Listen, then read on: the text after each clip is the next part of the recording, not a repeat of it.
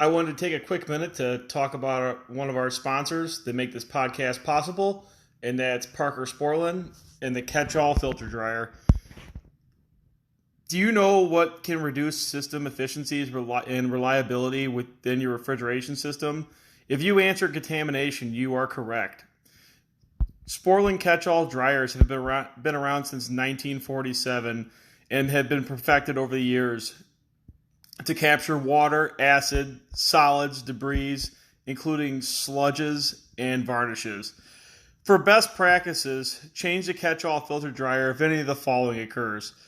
Initial system install, when a system is open for service or repair, when excessive pressure drop of 5 psi across the filter dryer, when the see all sight glass indicates water is present, when doing a T1-1 acid test kit says there's acid present, during a compressor burnout cleanup, and following a successful burnout cleanup. To find out more information by downloading Bulletin 40-10 from Sporlan.com with all the catch-all filter dryer information. Thanks, guys. Enjoy the episode.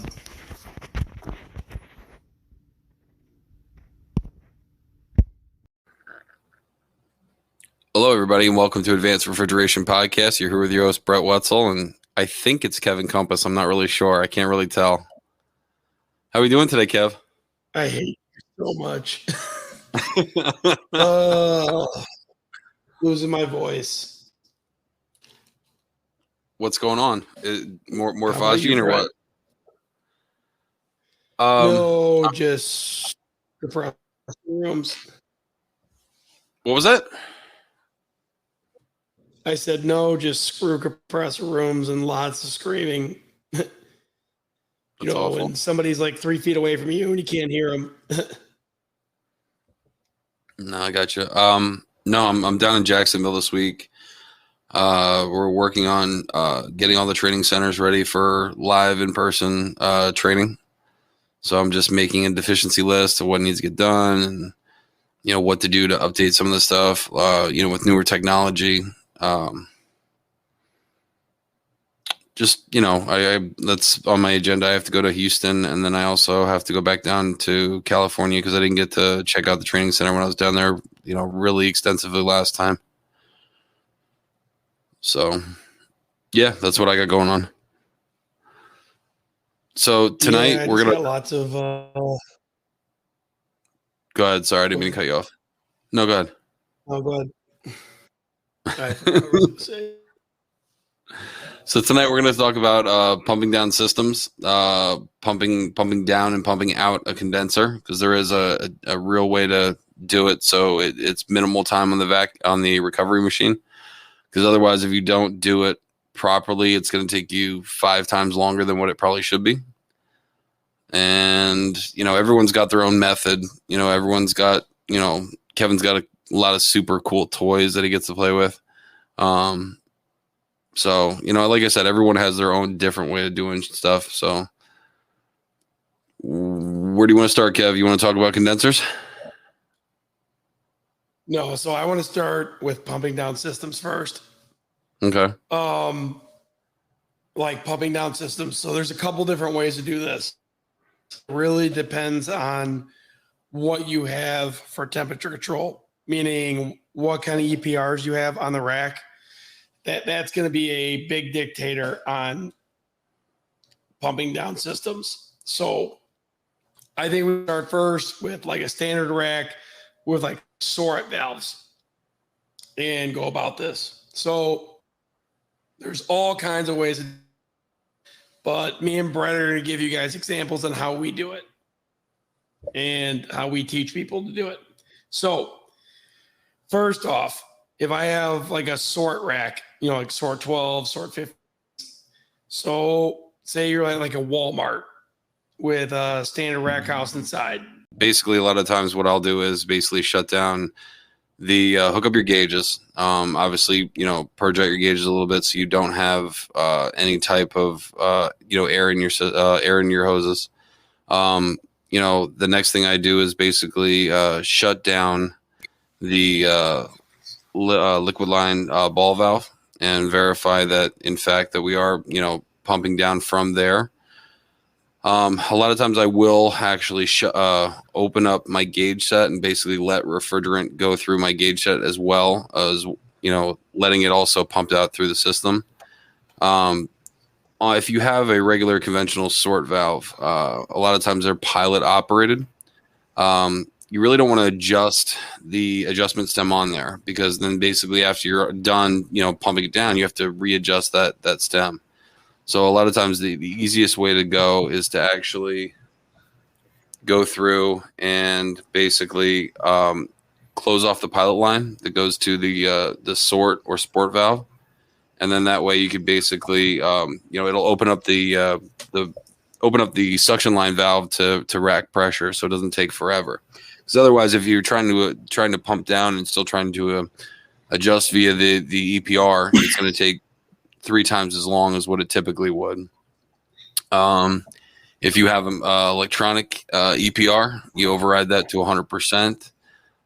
If you have a Parker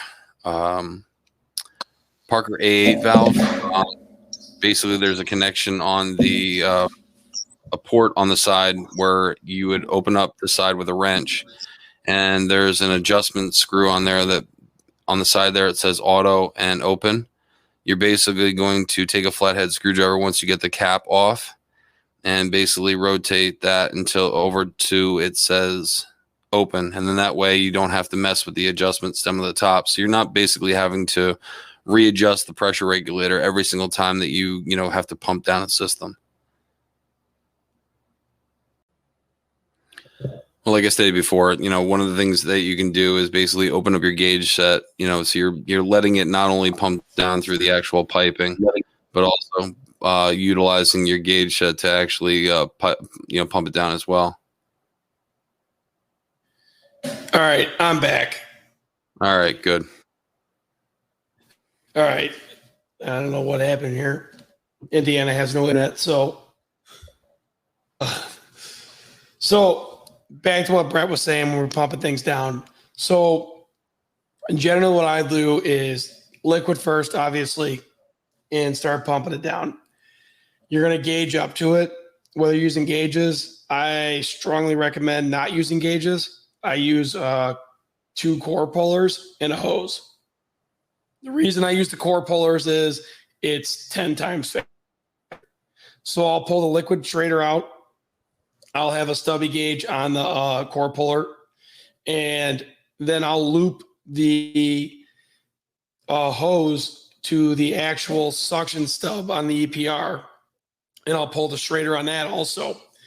And that allows the liquid to go into the suction and it to go down quick. So wait till we are down to suction pressure on the liquid. Once you're down to suction pressure on the liquid, you can then start to quickly pump down. So down to suction pressure on the liquid, I will shut all the other circuits. Now, if you have sort valve, so what you're going to do is you're going to take and you're going to shut all the circuits off. If it's Parker 8 valves or sport valve or sort valves, it's extremely easy because all you have to do is shut all the circuit switches off, and that's going to cause all your EPRs to shut. After all your EPRs shut, then what's going to happen is it's going to pull down the rack suction pressure rapidly. Now, you're still not going to get all the way down. So there's a couple different ways to do this. It depends on what customer site you're at, what kind of EMS control you have. So if I'm at a site where I have control over everything, I may override the suction pressure set point to 1 pound, or I may force a compressor on. Or if I'm at a Novar site, I'm going to flip a dip switch, or I'm going to flip the hand on override switch, and I'm going to allow the rack to pull down as low as I can. I'm going to use the rack as my recovery machine.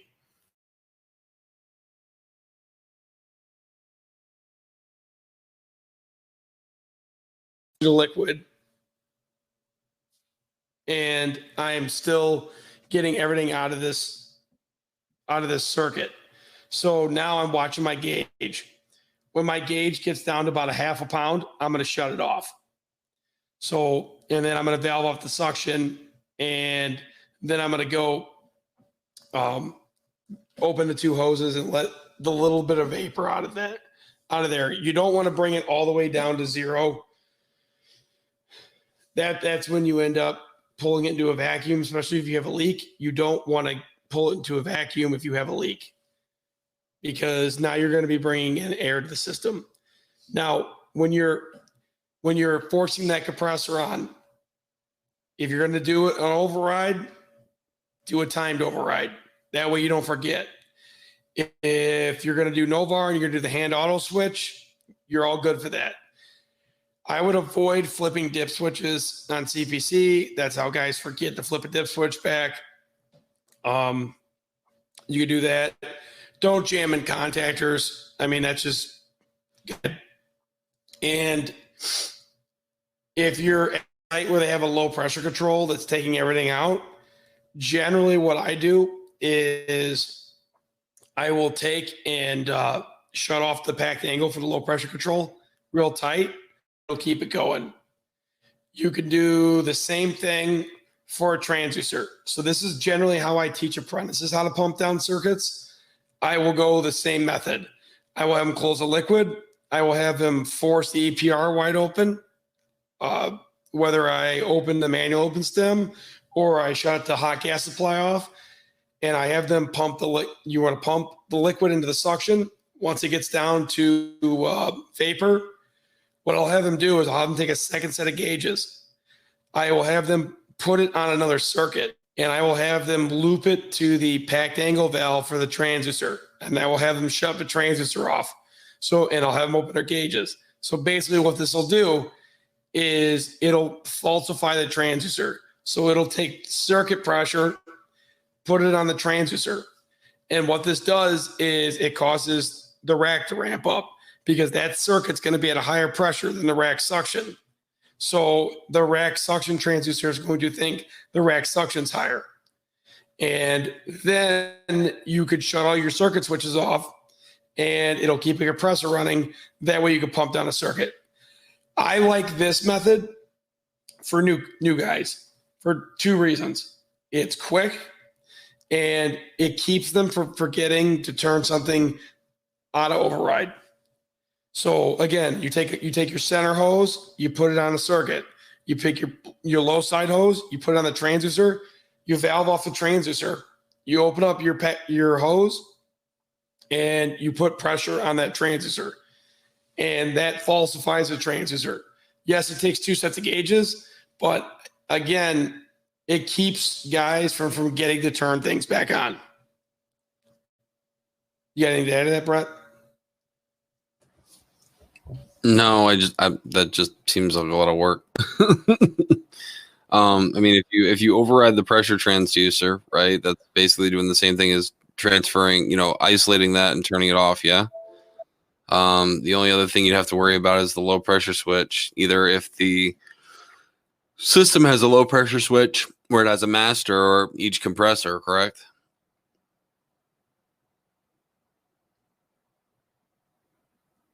Yeah. So say you're at a Walmart, you're going to have a master low pressure switch.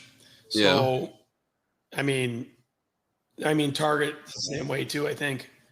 Yeah, for the most you're part. You're going to have a master low pressure switch. So I generally just valve it off tight, and you're usually okay. You want to try to avoid tripping that, because obviously it's going to hit the time delays. Yeah. And then you find out while you were pumping it down that 4 out of the 6 time delays have now failed, and now you need, 4 crosettes. I refuse to put those back in. Why? Those are the most unreliable component in a rack. Because I put the Carlos Gavazier ones back in, and I've yet to have one fail again. Really? Yeah, I have yet to have a Carlos Gavazier one fail. I have changed cruzettes, and 2 weeks later, I'm changing the same one again. I haven't had that happen. Are they the same pin layout? Yeah. Okay. So Because if you the get, Carlos Cavazier ones are the exact same pin layout, mm-hmm. and it's a multifunction timer. So it could do anything you want: delay on make, delay on break, pulse, anything.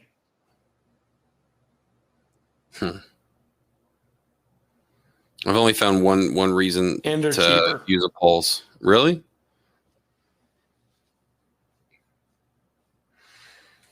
Yeah, they're like $10 a time delay cheaper.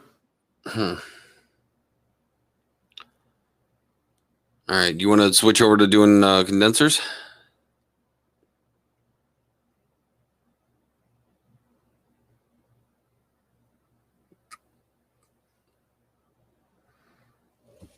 You got to switch off that Indiana internet.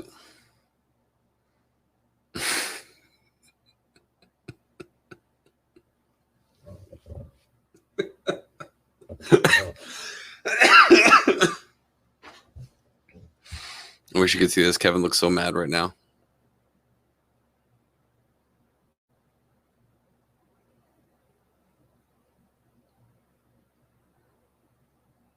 Don't do that. Don't do that. No. Don't do that. Then I gotta send you a new one. It's not that. It's your internet or your computer.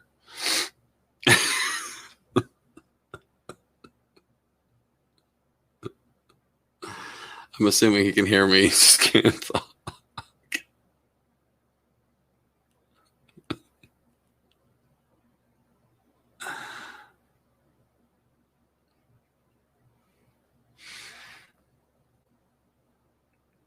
Oh, he's back. He's back. I think he's back. Yeah, no, I am so done with this computer. I'm buying a new computer. It just keeps on hooking the mic. I have no idea why I'm so done with this. I'm just gonna throw this thing one day at work. It's just gonna happen.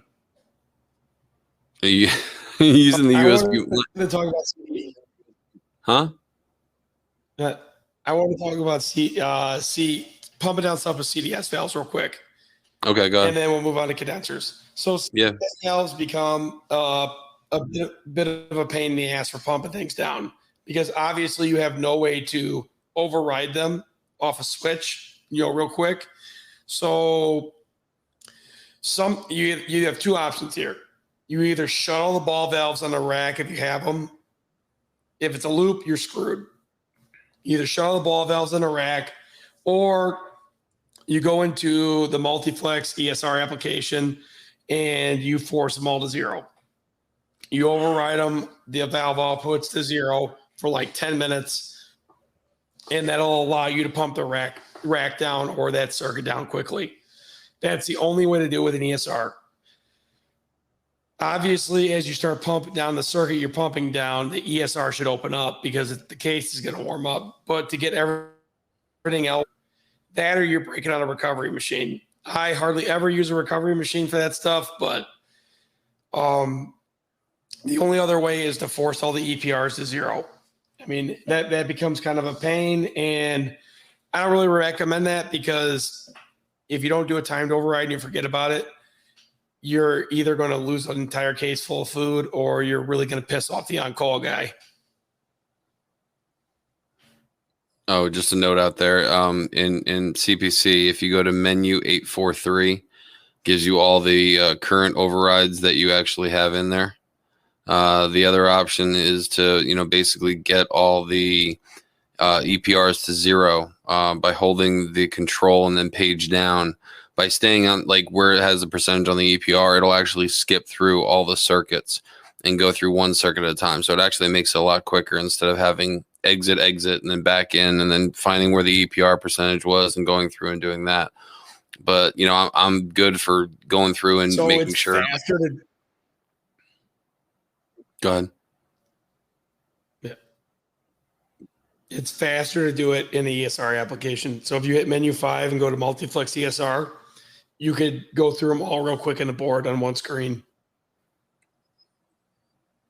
Yeah. Okay. I never thought of it that way, because usually I don't know, at that point ball valves. But no, that makes sense. Yeah.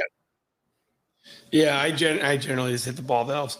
So let's move on to condensers. Now, this becomes the big thing that most guys get afraid of or get themselves caught up in a product loss or a store freaking out.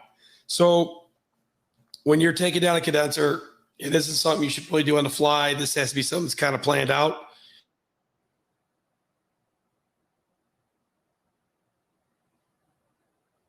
I lost you. So anyway, so what do you, my one of my things that I usually do when I do condenser, Kevin is right. It has to be planned out. Usually you can get away with, utilizing utilizing tarps, or thick gauge plastic in order to, cover up the cases.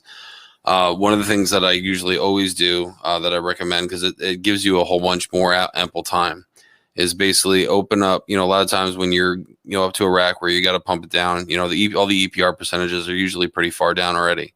A lot of times what I will do is basically override all the, all the EPRs, start opening them up slow, where basically you start bringing down the temperature slower and slower and slower. And then that way, while you're bringing it down, you're dropping the temperature of the case. You're also making that coil temperature a lot colder. So while you're doing that as well, you're able to, make making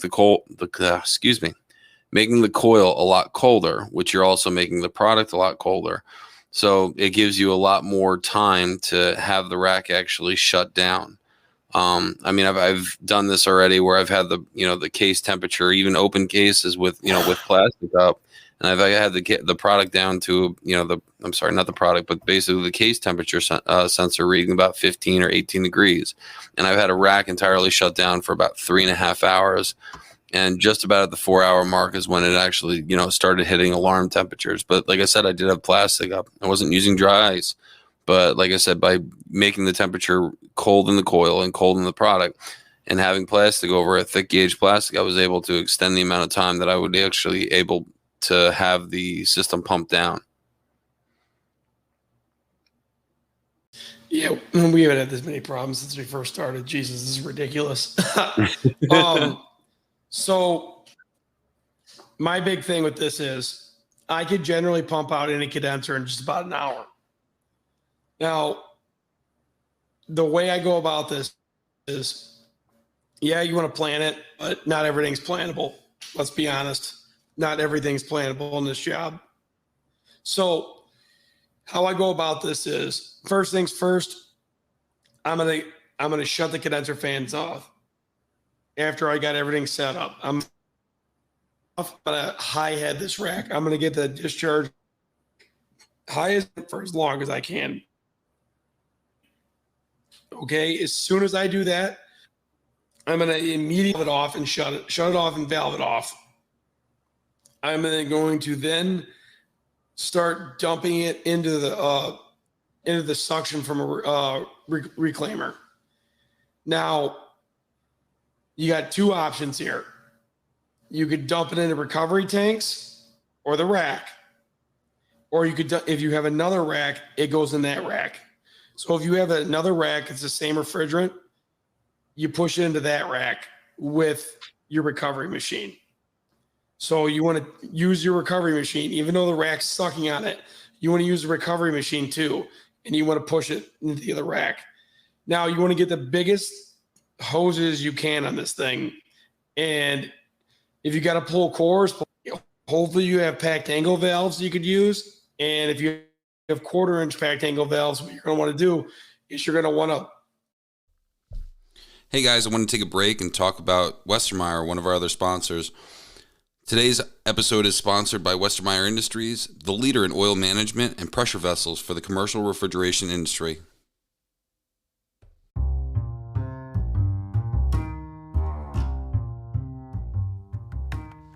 Repairing refrigeration lighting can be performed quickly and profitably by utilizing the Illuminosity Kensington Refrigeration LED. Kensington was developed by the supermarket refrigeration community to be a near universal solution for refrigeration lighting repairs. At Illuminosity, we saw the frustration of technicians making multiple trips to the store sites to determine the correct parts. Labor pileups, dispatch remains open for months, high prices for the replacement parts by the OEM, and customers refusing to pay for all this effort, leading to unbillable or end-of-life invoices. Our goal was to develop the Swiss Army knife LED that technicians can carry on their trucks or at their shops to provide a one-and-done lighting repairs at a profit. Once your customers experience the clean, bright Kensington LED, they will be asking for more and making you more profits. The Kensington LED features secure metal mounting bracket for an internal driver, near universal solution for reach-in doors and air cases, walk-in and prep rooms, one-and-done repairs, easy and labor efficient to install. They have a built-in LED driver that has a universal 120 to 277 volt input, easy and secure mounting, HVAC and refrigeration contractors in the United States.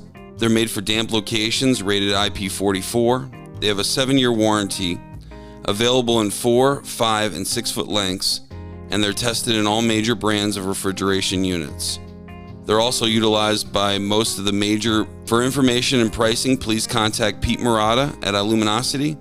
His email is Pete, P-E-T-E, at I-LUMINOSITY.com. His cell phone number is 209-814-8129. Check out Kensington Refrigeration LED and our full line of quality products at www.iluminosity.com. That's www.I-LUMINOSITY.com. Thanks for listening, guys.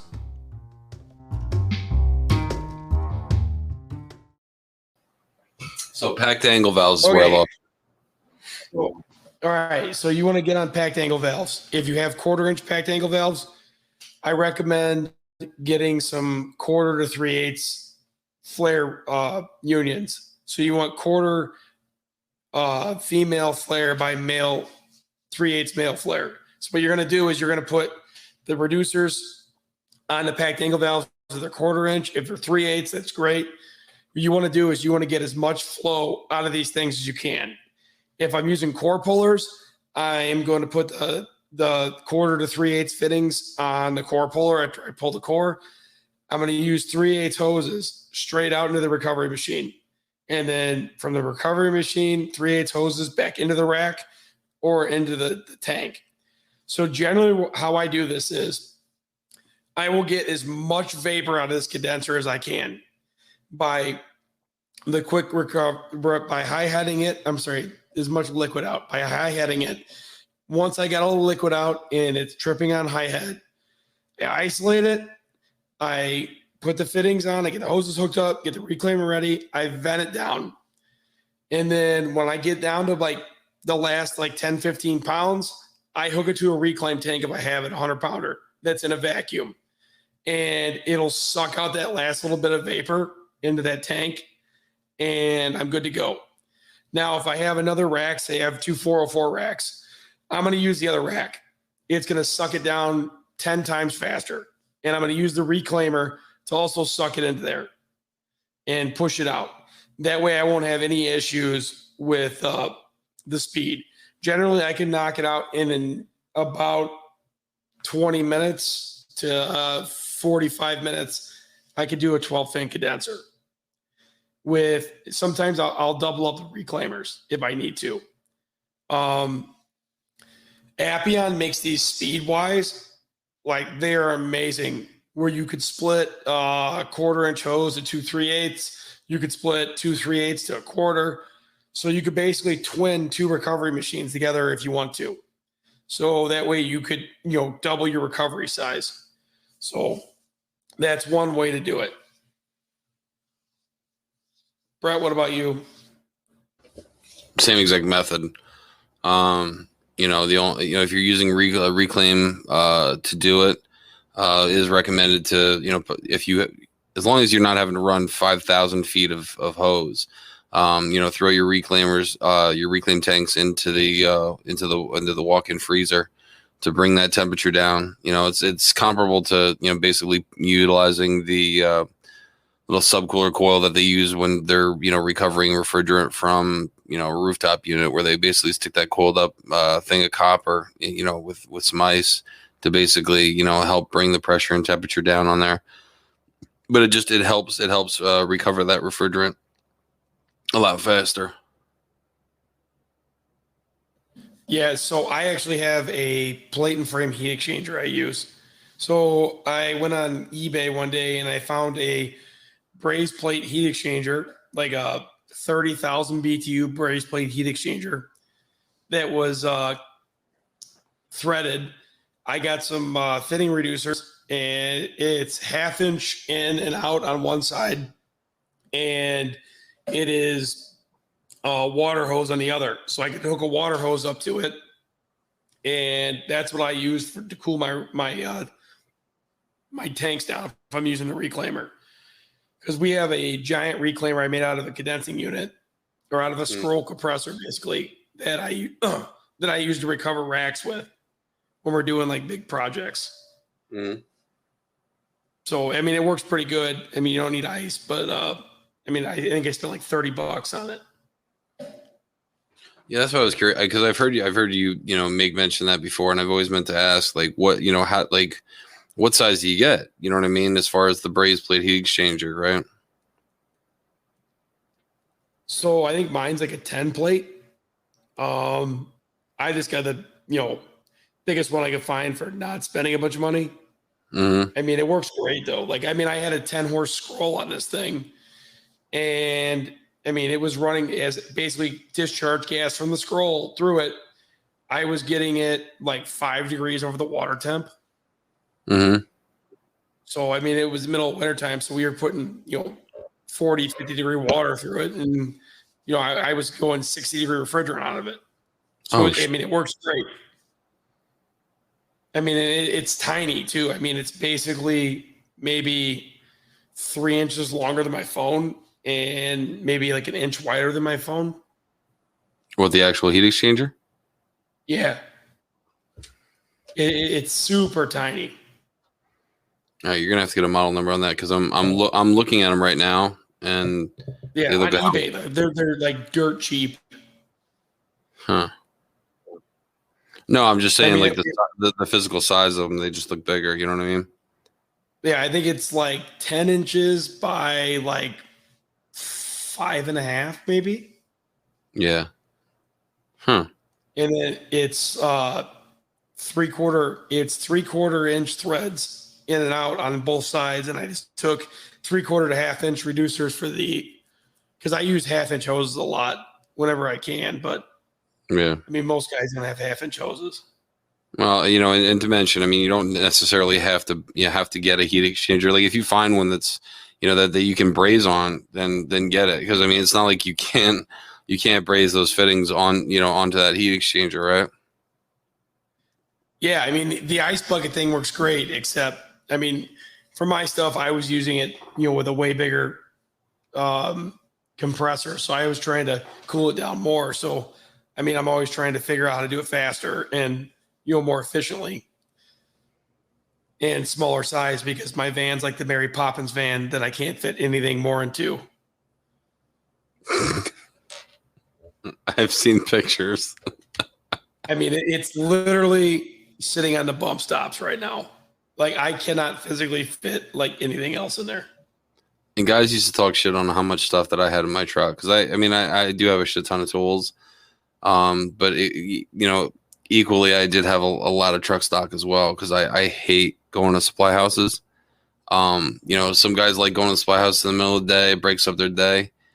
I absolutely hate it. Like, it I don't know, it just ruins my day. I'd rather have $20,000 worth of truck stock on there and never have to go to the supply house except for once every 3 months. I'd just basically rip the tags off of whatever I used, throw it in the front dash, and basically, I'm at United, or I'm at Baker, or I'm at wherever, and just basically rip off the tag, and that's where I'm going.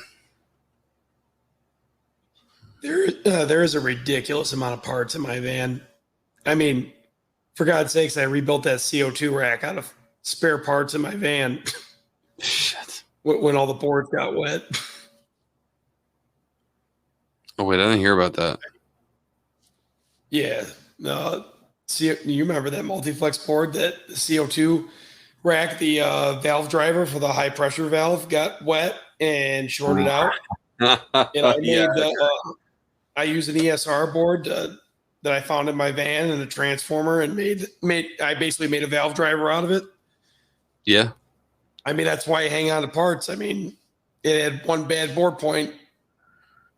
The other 7 were good. So no, I get you. No, like they'll save your ass. Absolutely. They used to hate doing inventory on my truck because like I would have bins that, hey, this is this is stuff that's inventoried. What's that over there? Don't worry about that. That's just extra stuff. Or someone will pull back. I'm a junk collector. Like people will pull back old condensing units in their trash, and I'm like, that's a good fuse block. I can use that fuse block. Ooh, that timer's good too. And there's fuses in there. I can pull them out. Yeah, I have an entire shelf that's do not inventory. Like that's mine, or like stuff that's been collected. It's off limits, don't touch. Like that's my 2 a.m. Save your ass part. All right, so I want to go over like the last couple of things about this. Pumping out a receiver, another big task, just like a condenser, but equally just as easy. So when it comes to pumping out a receiver, I do it this way just about every time.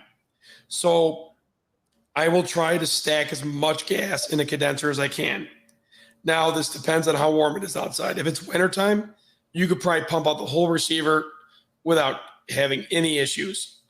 So I'll shut the drop legs and let it start pumping out the receiver. Now, if it's summertime, this is where it becomes an issue. So what you're going to want to do is shut the drop legs off or the inlet ball valve of the receiver, and you're going to let it start pumping out. When your head pressure starts climbing up high, this is what I do. I take the receiver pressurization valve and I run that thing in as far as I can go. And I let that hot gas start blowing in that receiver. It's going to do 2 things. It's going to keep that rack running. It's going to allow you to not trip on high head for the most part because you're pushing gas into the receiver. And the other thing is you're heating that receiver up and boiling out any liquid inside of it. So you're heating that vessel up and you're pushing all the liquid out of it with high pressure. So once you get to the point where your head pressure is like 300 pounds and your receiver's nice and hot, you're going to shut it off and you're going to vent it to the suction with a recovery machine. If you have the other rack is the same flavor of gas, you vent it into that rack and you get it down, and then you push the rest of the gas out of the recovery machine. I have taken 500 to 700 pound receivers down in 25 minutes doing this. It is quick, especially if you have a 3/8 fitting on there. You could move that gas extremely fast. It's all about heating up that receiver. You want to heat up that liquid and push it out, because once you start trying to boil it off inside the receiver, it's going to take forever, especially if it's cold outside. I feel like an ass. I've never even thought about utilizing the receiver pressurization valve for that. Yeah, I mean, it works great. I mean, it heats it up quick and pushes it out. No, I never, I don't know, never thought about it. Because, I mean, usually I end up having to torch the bottom of the receiver to basically, boil off that less of that refrigerant in the bottom area. Yeah, with this method, you don't. I mean, especially if it's hot out, I mean, it goes quick. The other thing, sometimes you get lucky, and sometimes your receiver will actually have a surge valve around it. And if you're even luckier, you'll have valves there that you can actually keep the rack running. So I mean, you can basically isolate it and do what Kevin is saying, and then you don't have to worry about what I was saying before as far as having to pump down, pull down the temperature on all the cases, drastically low, just to make sure, because we want to make sure we don't have any product loss, right? That's the end game, right? We want to make sure we make the repair quickly and efficiently, but we also want to make sure that we don't damage any of the product, right? Yeah, and then go over the last thing, the liquid shell. So I have a particular way that I show guys how to do liquid dryers. Some guys argue against that this way is the devil. I don't know. I have not had any issues doing it this way, and it goes extremely fast. So when I do liquid shell dryers, it takes a minute more to prep up, but I put a core puller on the liquid shell dryer. I take a gauge and put it on the side of the core puller. I take a hose, I run it from the core puller inlet. I run into a compressor discharge service valve. I open the discharge service valve up. I start pumping out the dryer shell. So I shut the inlet to the dryer shell. I then open up the hose going to the packed angle valve from the compressor discharge service valve. I let it flow full, just like the receiver. We're doing two things. We're pushing out the liquid and we're heating up the cores. The reason I do this is when you're taking out liquid cores, you end up getting liquid sitting in the bottom and it takes forever to get it out.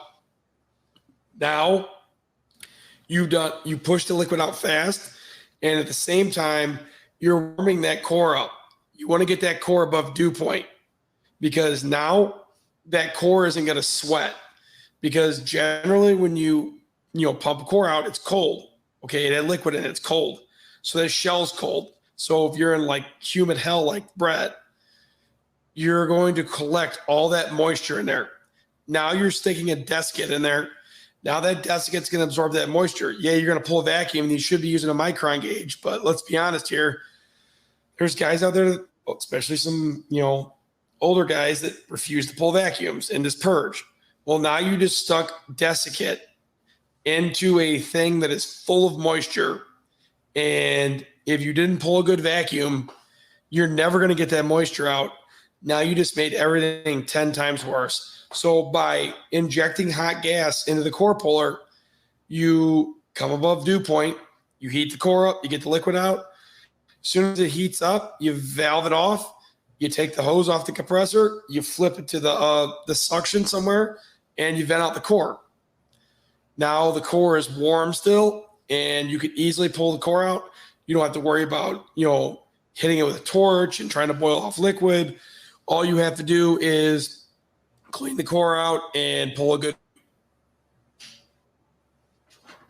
Yeah, and like Kev said, I mean, basically, if you have all that moisture around and inside the core, I mean, you're basically putting a desiccant, which is an absorption material for moisture, and if you're absorbing that, and you basically now saturate, potentially could have saturated that desiccant that's in there, and now you basically reduce the amount of capacity of moisture that shell can actually take out now, because now you've basically introduced X amount of moisture into that shell already.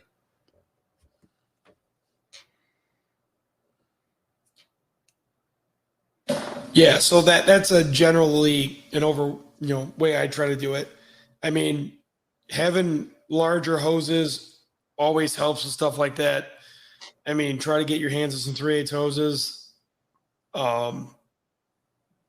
Yeah, trying to get it out of there as fast as you can. I mean, the thing with recovery, the faster the better. So, I mean, some of those Appian recovery machines, especially the field piece one, you could really push some liquid through there, like hundreds of pounds of liquid, and they will just straight take it. Also, remember, while you're doing all this, no lost fittings. Get rid of them. Don't use them while you're trying to recover or reclaim any of this. Also, we want to stay away from any kind of schraders. And if there are schraders, pull them out. If you have schrader depressors in those hoses that you're using, you should have dedicated hoses. With the thought that you're not going to utilize a schrader, so there's no reason to actually have a schrader depressor in there. When you have a schrader depressor in there, you're basically blocking off probably 50 or 60% of the flow. Just like when you have a schrader in there, you're blocking off about 90% of the flow. So that's why I am against gauges. I don't have a set of gauges in my truck. I haven't had a set of gauges in like the last 5 years. I think they're pretty much pointless now. Everything's about core pullers probes, single, gauges. I can do everything with core pullers and a hose. I can fit 2 core pullers and a hose in my tool bag and a probe and no issues. I mean, I could pull down way faster. I think core pullers are the way to go. If you're still pulling vacuums through gauges, you're just wasting your time. I mean, you pull 0.3 of a CFM through a 1/4-inch hose with a depressor in it. So I see guys out there all the time with a 10 CFM vacuum pump and a set of 4 ports pulling off a 3/8 hose with suction and high side hose with depressors in there. Congratulations, you're not even pulling a half a CFM. So Appion has an awesome video out there on YouTube where basically you can take a look at how much actual CFM you're pulling, and they use explainers, and it seems really simplistic. They basically take 2-liter bottles. They hook up one with a no loss fitting and a Schrader on it. Then they have another one where it's actually pulling a vacuum with just a Schrader in there, and then they pull one that has a Schrader core puller and basically no Schrader depressor in there, and you can see basically the difference on how fast that it deflates the 2-liter bottle. You know what I mean? Which shows you really how much CFM that you're moving to actually remove the moisture and to remove that air from that refrigerant system. Yeah, I'm a big proponent on dedicated vacuum rig, dedicated recovery stuff. I mean, it's way easier. Like everything I have set up, I have like a vacuum kit. I have a recovery kit. I have a kit set up so I could just grab that stuff in my van. Everything's in there. Core pullers, blue vac hoses, micron gauge, everything's in one box. Just grab the Milwaukee box out and go with that. If I'm doing recovery, grab the Milwaukee box out for that and go. So I had a question for you, because I see this post come up all the time on Supermarket where basically, guys are complaining about the blue hoses, with the fittings pulling off at the end. Is that just strictly from over tightening on those particular fittings? So it was a manufacturing defect and it's over tightening. Now, if you have one pop off, all you got to do is tell them how many you got of the same fitting, and they'll send you more. Now, okay. I have like because I bought into the blue back in the beginning. I have the original fittings, so mine don't do that. Mine don't have snap rings in them. So I have never had a problem. The shop ones we have, because we have like 12 for the vacuum rig I have at the shop for the like big 36 CFM like rotary pump we have. Yeah. Those ones do pop off on occasion, but generally it's when a fitter takes a pair of channel locks to them. Yeah, they pop on pretty easy, but I think I've gotten almost all of them replaced. But Blue Vac is great. As soon as you call them, they send you new ones. Awesome. But I am totally sold on those hoses. They are 10 times faster than copper. They're more flexible. I can change the ends on them. I can fold them up in a Milwaukee ammo box, and I can fit all my fittings in there. So I have everything for recovery in there. It works out great. So the other thing you can do, I know, Kevin's sold on the Blue Vac system, but like if you don't have the money to spend that on those fittings, what you can do is basically take a piece of 1 3/8 inch, inch and a quarter, inch and an eighth, copper line, and basically, put ends on it, drill a couple holes in the center, and make yourself a rig. Used a bunch of packed angle valves. A lot of times, your vacuum pump will, can and will come with a 1/2-inch fitting. So you can basically do a 1/2-inch fitting coming right off your vacuum hose, and sometimes there's also a 1/4-inch fitting available there as well. And basically, you'd hook that directly to, basically the vacuum tree that you made, and use the packed angle valves. Have a bunch of 3/8 and have a bunch of 1/4-inch on there to utilize for, pulling your vacuum, as well as, having a stationary fitting right on there for, checking microns as well. So when you blank off the vacuum pump, you're actually, checking it at the header that you basically made. You put some, hydrosorb clamps on there with a piece of unit strut, 2 pieces of unit strut. You can basically find a shady spot in your truck to hang it up there on one of the shelves. And no, it's not the blue vac system, but I mean, at least it'll do the same job, with multiple hoses, and you can have multiple connections. So what I actually like is the Appian has these Speedwise. They call them Speedwise. So they have like 4 different ones where you can split them up like that. One's got like a 1/2 inch and it goes off 2 3/8. They have 3/8 to half. I mean, I think those are great. They fit nice on the pump, and you could spin off that way. I mean, that's a good way to get more hoses on there for cheaper. And then same thing with the Appian hoses. I mean, they're like $100 for a core. I think it's like $120 for a great core puller and a hose. I mean, that's a pretty good deal. And, you buy 2 of them, the 3/8 to quarter hoses. I mean, or I'm sorry, 1/2 inch to quarters or whatever they are. I think they're 1/2 the quarters.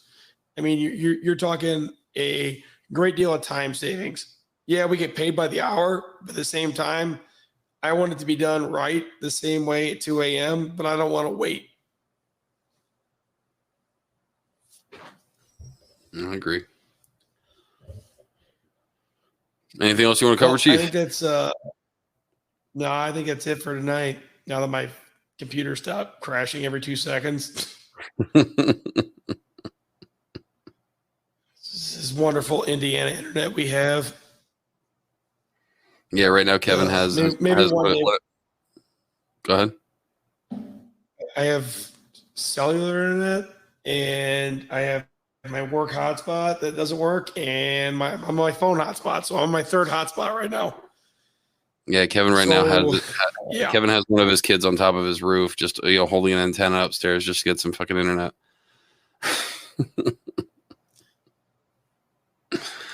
So, yeah, guys, I don't have to live in Illinois, so my cheaper. Well, guys, I think that'll do it for tonight, man. Thanks for listening once again, and I think next time we're gonna do some comm issue stuff. I promise the control stuff is gonna come. It's busy right now, as you guys know, and we will get there. We want to do some videos for that for sure. But like I said, I think next one we're going to do is basically, communication issue stuff that we can cover. But guys, thanks for listening. Have a good night. All right, guys. Thanks for listening.